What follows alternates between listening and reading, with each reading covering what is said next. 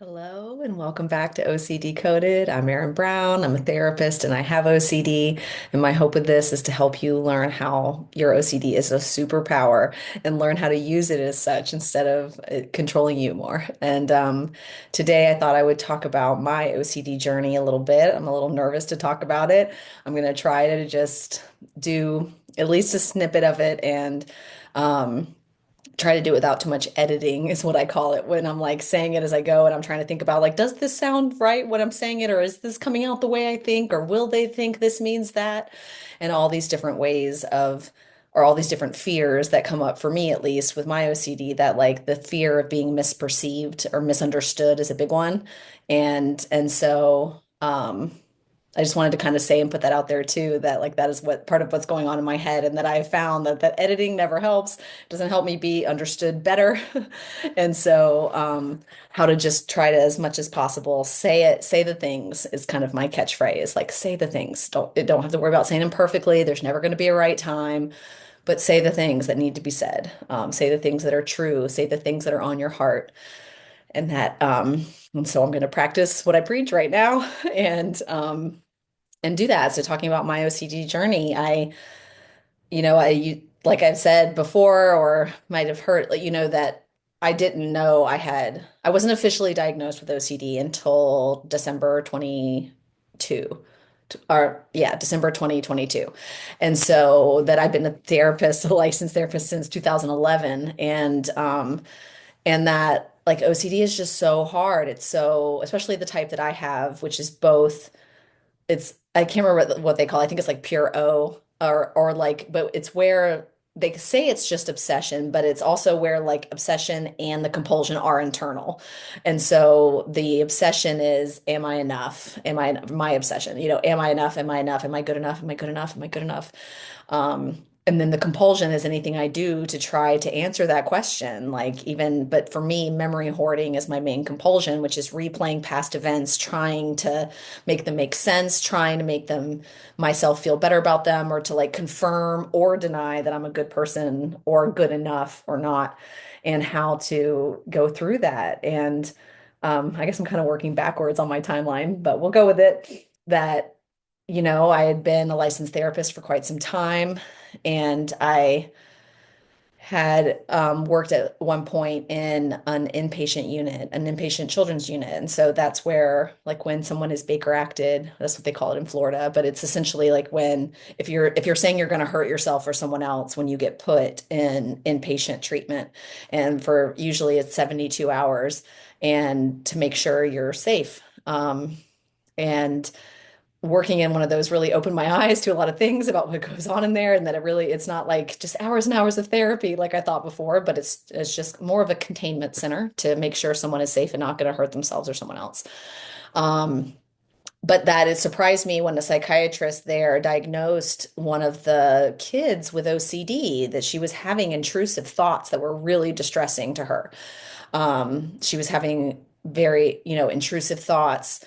Uh, um, of a sexual nature, and that's one of the hardest ones with OCD, because you get this intrusive thought and then you keep getting it, and then you start thinking, well, am I thinking this because I really want to do this thing, or because like, why do I keep thinking this? It must be for a reason, or there must be something wrong with me, and all these things. And the more shame there is around whatever intrusive thought we're having, the more we try to hide it, or because we're ashamed and we're like, oh my God, this is wrong or bad. I don't know why I keep getting this thought. And so it was just really that opened my eyes for the first time about how, like, that OCD wasn't like in my head, even as a trained licensed therapist, it was still mostly the checking or the light switches on and off, or the counting steps, or the really clean, or the germ avoidant, kind of ones of like types of OCD. I didn't realize there were hundreds of types of OCD. And as I did my work as a therapist, I specialized more in trauma, and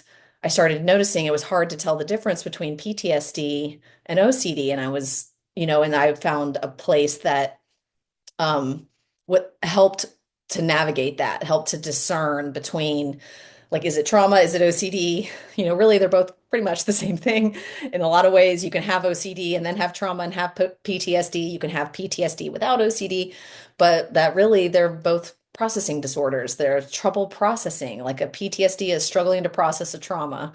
And so it doesn't mean that it's neurodivergence necessarily like other processing disorders, but like Dr. Bessel van der Kolk's definition of trauma in that sense of it's any stimulus that is greater than the organism was designed to withstand or something like that. But that, it's just when we get something that happens that's so just, it's just too much stimulus or the lack of stimulus, like in neglect and how that impacts. But so, and it was through my work with this where I realized, like when I read a testimonial on about someone who had memory, I didn't even know it was just a website about OCD, and I was going through it and reading testimonials, and I just burst into tears. I didn't when I read the one about memory hoarding, as I didn't know that was a thing. I didn't know that was what I had.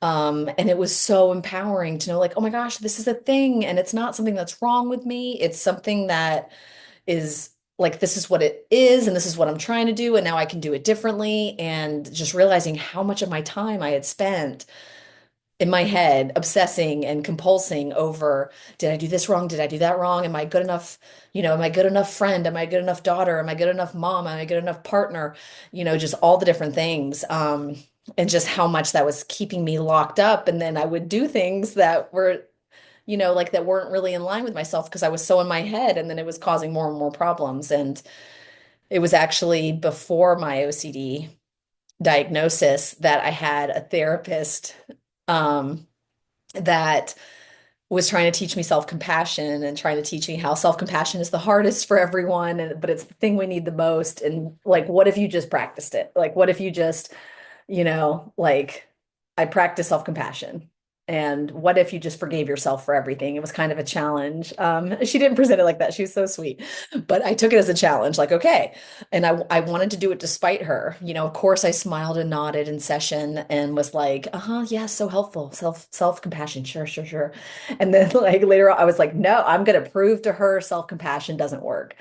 And I did it begrudgingly. I was like, all right, I forgive myself. Now what do I do? Like, okay, I forgive myself. Now what? Like, I'm in the present moment. Now what? And even though I did it begrudgingly, it still worked because I stopped memory hoarding. And I felt like within 24 hours, I felt like my life had changed. I felt like I realized how much time I was spending memory hoarding, how much it wasn't helping, how much I didn't have to. It didn't mean I truly forgave myself, or if I gave myself 100%, which are so many things that OCD boxes in about. It's like, unless I feel it or do it 100% right, then it doesn't count, or I shouldn't do it at all. And all the things, which is very similar to ADD and other processing disorders, but that it's, that whole idea of, I couldn't believe, and I still can't believe sometimes how different I felt in 24 hours by practicing self-compassion, even begrudgingly, even just being like, okay, fine, I forgive myself. Now what do I do? And and then really realizing how much like that none of the other things were helping, and that self-compassion didn't also lead me to being this like selfish monster that I was just like, oh, if I give myself compassion about everything, then I'm not like holding myself accountable. Because OCD has a high integrity portion of it.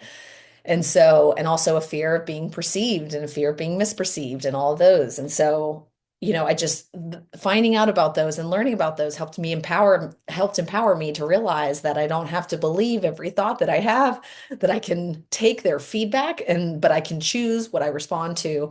And that compassion thing just really does that. Like, it's just amazes me again and again how I think I have to like figure something out or beat myself up, but that never yields any results. And the instant from self-compassion. So anyway, this is not a video about self-compassion. Let's talk about my OCD journey. Um, and so I just really did. It was like the practicing self-compassion happened about a year before I was officially diagnosed with OCD.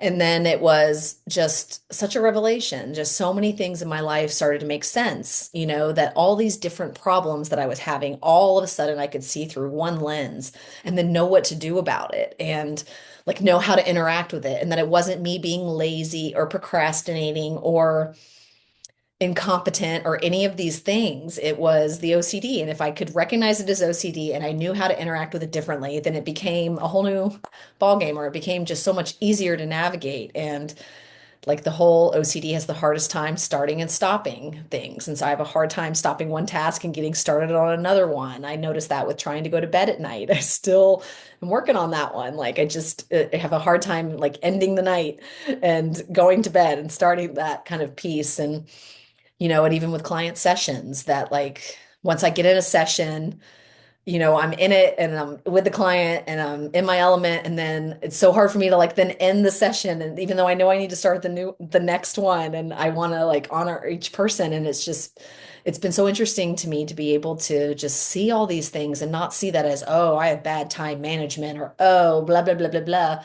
But just like, oh, OCD has a problem with starting and stopping. That's all this is. And I can work on that. I can, if I approach it as, I'm just OCD is struggling with starting and stopping instead of I am bad at time management. It just how much that frees it up. And when I look back on my life, I could see so many different ways that OCD presented that I didn't realize before. Um, and then being with like one of the huge ones with middle school and like I would because that's or usually around when OCD comes out is that like 8 to 12 age, which is when we're starting to notice like that's when we're able to see ourselves from the outside, like when our abstract reasoning comes on board. And so, like, when we can start to think about abstract concepts, and that's why children internalize everything as their fault because they literally do not have their prefrontal cortex turned on. They cannot imagine or even conceive how something could be related not to them in that way. And they're supposed to do that as children, but that as we get older, that whole point is to be able to see that other people can perceive us differently than we perceive ourselves. Sometimes they can see things that we can't, sometimes we can see things that they can't. And that becomes very vulnerable and scary and hard for OCD because, it's just like, what? They can perceive me differently. And then how do I, like, what if they perceive me wrong? And just all of the kind of things about that. But I know I really struggled with it and asking my friends all the time, like, are you mad at me? Are you mad at me? I saw your face change when you said this one thing. And I know something's wrong. Or like, I know something's wrong. What's wrong? And they would say, no, nothing's wrong. And I wouldn't believe them, and I would keep pestering them to the point where they like needed a break from me. And I don't blame them for that, but it was a big trauma at the time, and I didn't understand it then. But when I can look back on it now, I can see it with such compassion that that must have been so hard for them as my friends to constantly be reassuring me, because that's one of another compulsion is seeking reassurance. I need assurance, but no matter how much assurance people give me, I don't believe them. And I need more. And so then they feel frustrated, and so do I. And then everyone's frustrated, and it's not helping. But it was just like really understanding how I just could not see that differently. And I remember going to like the school counselor at the time in middle school and him telling me, like, Erin, you just can't do that. But it being a whole new concept for me. He was like, that's just not how the world works. You just can't, people just don't talk about their inner worlds all the time. And like, you can't know if they're mad at you. And just, but it really like helped me at the time to see it. Like, I'm like, oh, it's not my responsibility. Or it's not more than that. It was like, it's not my responsibility to fix everyone else's feelings. And it's also not my like their responsibility to tell me about their feelings. And that it's just not the way the world works, that like I want it to be this one way and this is how it generally goes. And that's such a thing for OCD too. I feel like is so much about the grief that the things, how I see the world in my head is never how it could, should, would be. Um, and how do I navigate that grief is really how we turn OCD into a superpower, is like making it where instead of something that drags me down, it's something that lifts me up and I'm able to use it and see it in this way and interact with it different. And so that I don't have to seek assurance, or I can notice when I'm doing it and stop sooner. And still I'm going to do the compulsions. OCD does not go away, but you can't be like asymptomatic about it. And that it's called like a backdoor spike in that sense where you come in like as soon as you kind of resolve OCD about one thing, it like pops up somewhere else, or as soon when you're doing well, it'll like really pop up because like a calm brain is very scary to OCD. It's like something's wrong, we're missing something. And so, it's like that just that reminder that just because our brain thinks something's wrong doesn't mean something's wrong. And like I can take that opinion and but I don't have to take it as fact. And so um those are some of the big parts of it that stuck out to me as far as like the ways of it. And I feel like I can go more into depth a little bit about it and, just really like through relationships throughout my life, how much it's been a thing that relationship OCD is one of the types too, which is, any OCD is should I not, am I not? And so, am I good enough? Am I not? But then it's also like, do they like me? Do they not? Am I good enough for them? Am I not? Are they going to stay with me? Are they not? And just like all of that relationship obsession, but then, and that in ways I've had several long-term relationships throughout my life, but that also there have been long periods of avoidance of relationships because of, just and like that's one of those ones that I'm having to really be honest with myself about and notice more and then decide how I want to re-engage differently. Like I can't just avoid relationships, but that also doesn't mean I have to like go all in and like right away because I tend to like go all in and be too, all of the things and then like skitter back and then skitter in too much and then skitter back. And so, and those are all these things. But when I accept these as just parts of myself and things that I struggle with and not something that's wrong with me, then it allows me this breath and this freedom to um, be more flexible or to move or to flow in that a little better. And so, um, I think that's good for this first video. I'm sorry I jumped all around, but my plan is to do a couple more iterations of the story and be able to, kind of really figuring out what the important parts are. And I'd love to hear from all of you what part resonated with you the most, or what you have more questions about, or what you would want me to talk about more. And I wish you the very best and a gentle week until we meet again. See you soon.